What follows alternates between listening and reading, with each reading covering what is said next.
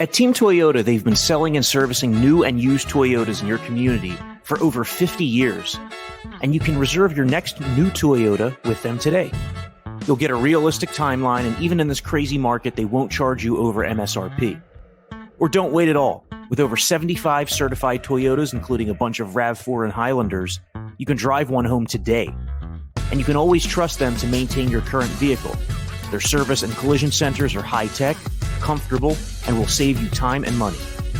Team Toyota can help you go anywhere you want, but they'll always be your hometown team. Just visit teamtoyota.net and choose from 3 locations in Langhorne, Glen Mills, or Princeton.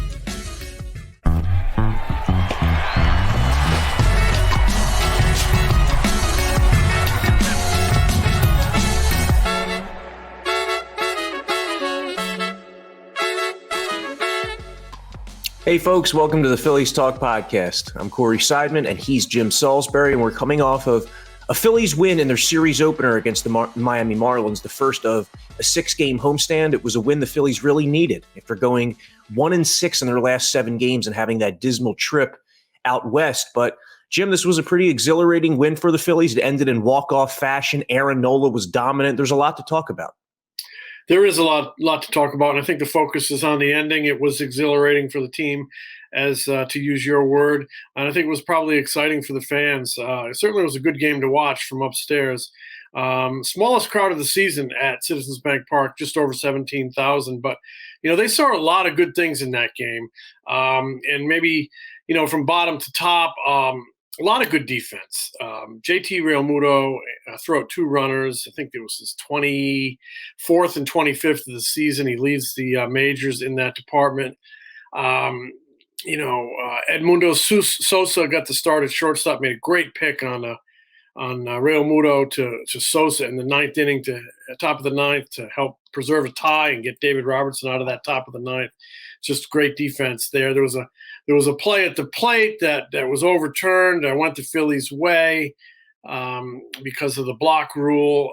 Added some drama and some excitement, and then you had Gene Segura's 6th walk-off hit as a Philly after they pitched around Realmuto in the 9th, after Bryce Harper was nearly gunned down at second after not running out a pop-up that dropped in. And then Segura, like I said, with the 6th walk-off hit as a Philly. And he was fired up. He was really fired up. He admitted he was angry. They walked Realmuto, which was the right move. Realmuto was hitting like almost 350 over his last 40 games. He's been smoking hot. So Segura lines one into right field, and he throws his bat so high in the air. It was the biggest bat flip I've seen. And then he turns to the dugout, the Marlins dugout, and lets them sort of have an earful. I think you could probably find the video on that one and see the words he dropped on him. He was extra motivated. They walked him. They walked Realmuto to get to him, and the guy delivered. So exciting 3-2 walk-off victory. As you said, they really needed it after a 1-5 trip. But to me, other than the victory, the biggest takeaway was the performance of Aaron Nola on a lot of levels. We know he's had a lot of September struggles. 2 of his last 3 Septembers have been poor, with an ERA over 6. The team is, I think they're like 5-12 over the last 3 years in September when he pitched. So, and he's coming off his worst outing probably of the season, one of the worst outings of his career the previous week in Arizona. He comes out with 6 2/3, 1 run, 10 strikeouts. He was dominant. He was terrific. They needed the innings because they didn't get enough innings from their rotation on the road trip. They only averaged 4 innings per start. So the team needed it. Aaron Nola needed it because, he's got to look these September demons in the eye, and he's got to prevail over them, because he is such an important figure to this team's playoff chances, even more important with Zach Wheeler out. So a lot of good things happened on the first night of that homestand. The victory obviously was number one. You need wins. And Aaron Nola's performance and what it could mean for his confidence going forward in this month was a big takeaway for me. Nola's next start lines up for this weekend against the Nationals, which is another, relatively soft spot for Nola. He should be able to dominate that Nationals team as well. But from there, he will start against the Braves twice in a row, unless the Phillies really mess with the rotation. So those are going to be two challenging games against the red-hot Braves, who are pushing for first place. And Jim, right as we sat down to start recording this, the Mets put Max Scherzer on the injured list. So things are really trending in the Braves' way here. Those are going to be really important games for the Phillies over these next 2 weeks. They have 3 in Atlanta next week and then 4 at home against the Braves the following week. They should be awesome games because you're talking about two teams with a lot to play for. We know what the Phillies are playing for, trying to snap a postseason drought that goes back to 2011, the longest in the National League. And the Braves are on fire. One of their typical awesome second halves. They've tied up they've caught the Mets. They've tied up the National League East. The Mets it's still a tie, but I think the Mets have been in first place all alone before yesterday, every day except one day this season. So, and now they've lost Scherzer. Wow. It's hard to believe that in some ways, it's hard to believe the Mets have basically squandered that lead. In other ways, it's not. The Braves are just so professional, so resolute, such a winning franchise, such a winning ball club, from the general manager, the manager to their leadership, on field players, etc. And they just they've mixed in this Michael Harris, who's been great.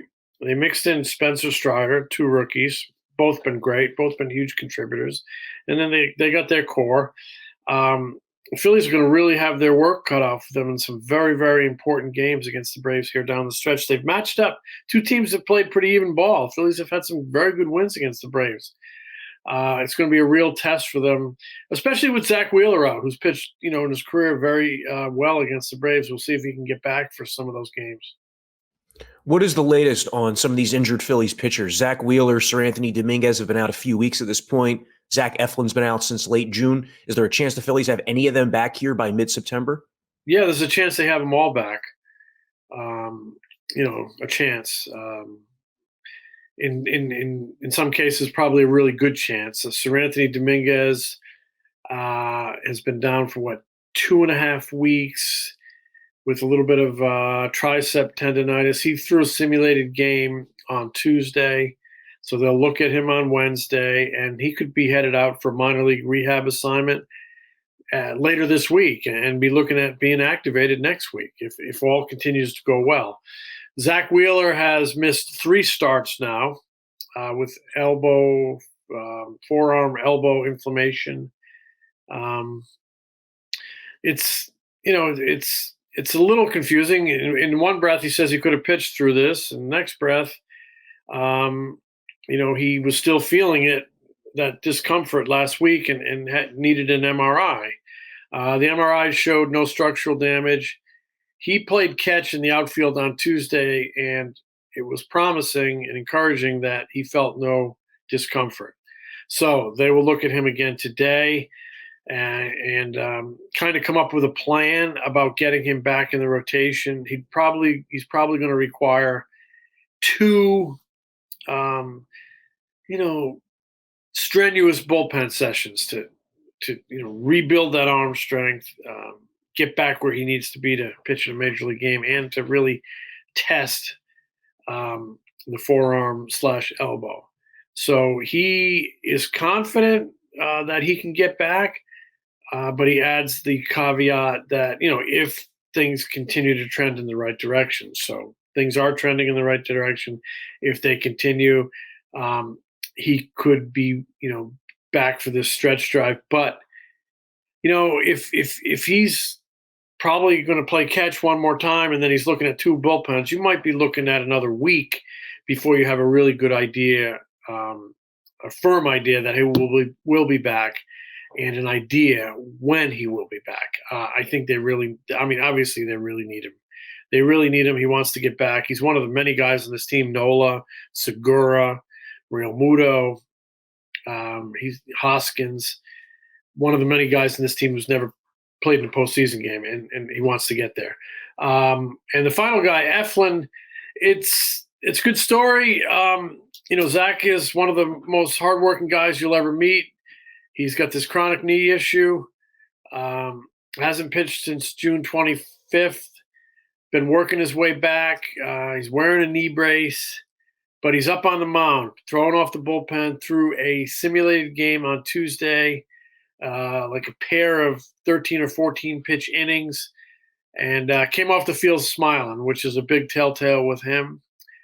He too could be headed out on a rehab assignment later this week and be back maybe next week, late next week, if all continues to go well, and be back in a role. We're not sure what the role is. It's probably going to be, either the bullpen or maybe used as an opener. I guess he's going to give you innings, but a short amount of innings, because he's not really built up. So, that could be a nice fresh arm. There's nothing wrong with his arm. It could be a nice fresh arm in the bullpen. Like I said, they could use him as an opener. Innings are valuable, and he might be in a week or so ready to give this team some innings. So those are three guys that all could be back here in the relative short term, giving the Phillies some fresh arms and some options, giving Rob Thompson some options, giving him innings at the beginning, at the end, wherever they need innings. Yeah, and on that topic, it really reinforces how much the Phillies need out of Ranger Suarez and Kyle Gibson, because right now you look at the rotation, Aaron Nola's taking you deep into games. Noah Segura, it's like the flip of a coin whether you're going to get 5 innings or more than that. Gibson, 2 of his last 3 starts have lasted less than 5 innings. His most recent one going just 1 2/3 against the Giants. And then Ranger Suarez, the command just has not been there. A lot of multi-walk games lately, and when you start to think about Zach Wheeler being out, Aaron Nola having compiled all of these innings, leading all of baseball since 2018, down the stretch here, you're going to need a couple other guys to be able to give you 6 or 7 on a given night. There is tremendous value in innings. And, I've always, this game is a little bit like a hoagie. A good hoagie starts with the bread, right? A good game and a good team starts with starting pitching. And, they didn't get starting pitching on that most recent road trip, and they won 1-5. So, they need more from Ranger Suarez, who was hit a wall in the middle innings the last 3. They need more from Kyle Gibson, who had a really good run of quality starts, but, struggled on the trip. Because if you don't get enough innings, you're putting a tremendous strain on your bullpen. And it's been one of the strengths of the team. Pitching staff has a delicate balance. You need enough innings from the rotation so the bullpen can maintain its firepower and its bullets. So that's why, to me, getting 6 2/3 innings from Nola last night was so important. Not only for his confidence, but for the team.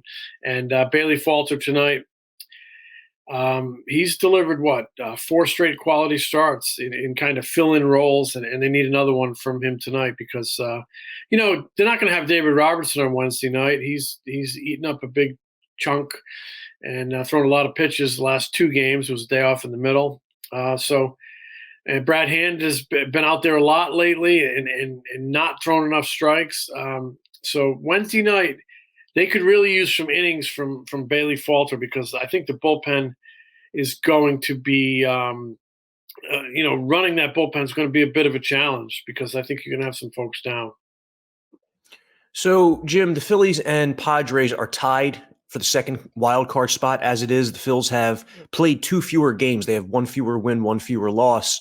And then the Phils and Padres are 3 ahead of the Brewers. Although looking at the wild card race, it's really just the difference between facing, for a long time, it looked like the difference between facing the Braves or Cardinals. But now the Braves and Mets are tied. They're both 85 and 51. So I guess it's possible that the Phillies could end up facing the Mets in that first round. If you get to that, you consider their performance against the Mets this season, there probably is an advantage to facing the Cardinals, but just miraculous that that's even a possibility, huh? It really is. I didn't think I'd see it. I just thought the Mets would run and hide with this lead. I didn't think, I thought Buck Showalter's leadership would be the difference, but now that they've lost Scherzer and the Braves have run them down, who knows? But the Phillies Mets. It hasn't been a good matchup for the Phillies all year. It really contributed to Joe Girardi's firing because the schedule was so top heavy with the Mets early on, and the Phillies were so awful against the Mets, both in the win-loss column and the actual product. The performance on the field was hideous. They go up there and have a horrible series against them at the end of May, Memorial Day weekend, and a few days later, the Phillies make a managerial change. And then the Mets were just here a couple weeks ago. They take 3 or 4. Against the Phillies. So, the Mets, it's not a good matchup for the Phillies. The Phillies haven't played well against the Mets. But, hey, if they have to play them in the postseason, I do think you hit the refresh button and maybe they play better. And maybe, the Mets are on a little bit of a down cycle here. So anything can happen, but it's, given your druthers, it's not the opponent you want. I do go back to something that Kyle Schwarber talked about during that Mets series about the possibility of maybe getting to the postseason and matching up with a team like that. He talked about in 2015 when he was with the Cubs. The Cubs went 7-0 against the Mets in the regular season, and then the two teams played each other in the LCS, and the Mets swept the Cubs. So anything can happen once you get to the postseason. It's a crazy, crazy game. But the one thing you need consistently is starting pitching. Keep you in the game, get a big hit, play good defense, keep you in the game, get a lot of hits, score some runs, you take some pressure off that staff.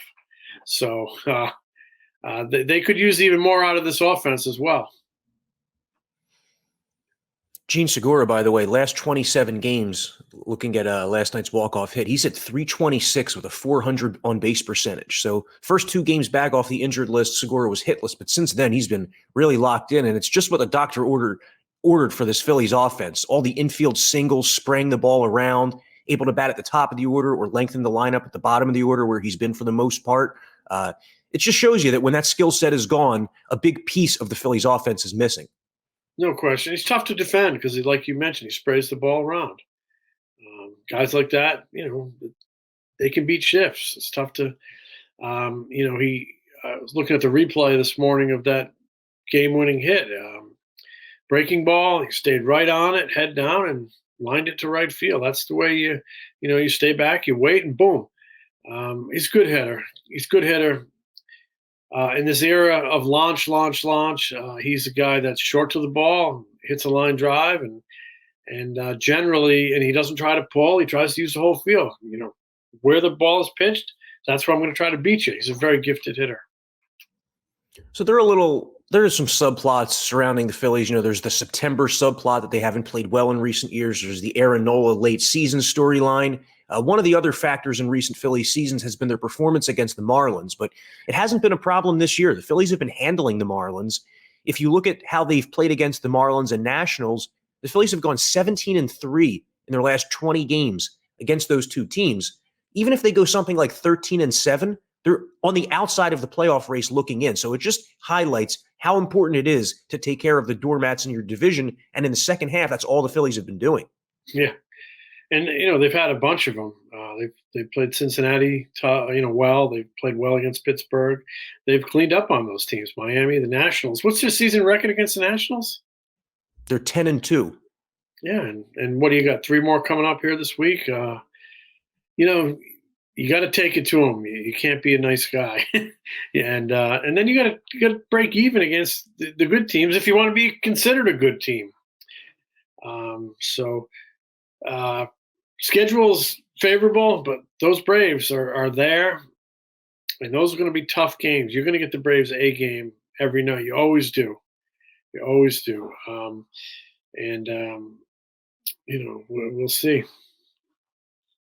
I mean, it's good that Milwaukee, right? It's good that the Phillies survive a 1-5 trip, right? And, Milwaukee had a chance to make this even more interesting, and they just haven't taken advantage. By the same token, I think the Phillies had a chance to kind of squash Milwaukee, and they didn't do it on that trip. So,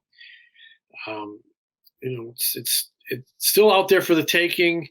They're 3 up on Milwaukee. That's kind of the key team you got to look at because they're the last team out, first team kind of looking in. So it's 3 going into Wednesday's game, and it's actually 4 because you hold a tiebreaker over that team. But that's a loser's mentality. You don't want to be looking at that tiebreak. You want to take care of business yourself and go in the front door.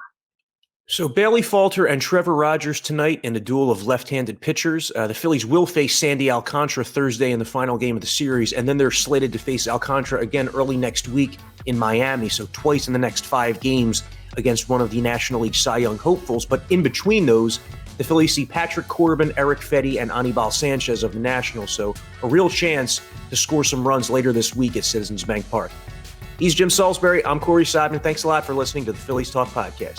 Catch you later in the week.